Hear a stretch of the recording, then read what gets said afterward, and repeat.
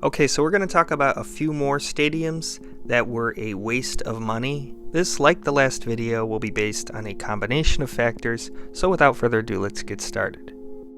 So first we're going to start off with Guaranteed Rate Field in Chicago, Illinois, known as Comiskey Park when it opened in 1991. This would cost $137 million to build, and despite the fact that they get a lot of use out of this stadium, they had to put a lot of money into it in just the first 16 years of its existence. The seats and rows were too high in the upper deck. They were thought of as being too steep as well, and aside from that, there were several other things that would have to be done to remedy this stadium, which was not received well at all at the beginning even. And this especially looked bad because the following year, Camden Yards would open in Baltimore for only $110 million and was right away seen as one of the best ballparks in baseball. $118 million had to be spent in the 2000s just to fix a lot of the mistakes made in the original construction of this ballpark. And even today, it is still considered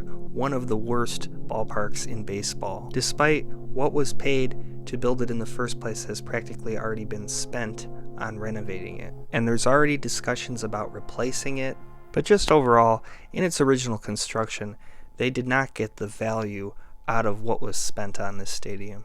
Next we have loanDepot Park in Miami, Florida. It opened in 2012 at a cost of $347 million.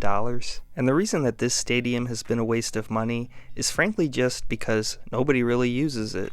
The thought was a new ballpark would help increase the Marlins' terrible attendance numbers. However, that has not happened. Millions more would be spent in addition on bells and whistles such as the home run sculpture, which ultimately would just be moved outside. The stadium itself is nice, however, the attendance numbers just don't justify the investment that was put into this ballpark. And even though it's not really that old, it's just a white elephant at this point.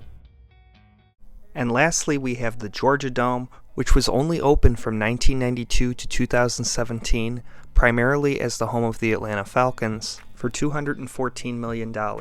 Now, aside from the tenure of the stadium being relatively short, $30 million more was spent in 2006 on a renovation, most notably including an entire seat replacement to align with the Atlanta Falcons team colors. With this one, it was just kind of built in the wrong period of time where stadiums really weren't that nice, especially domes, and ultimately after seeing newer venues built, they just decided that they wanted something better, and they put up the money for something better.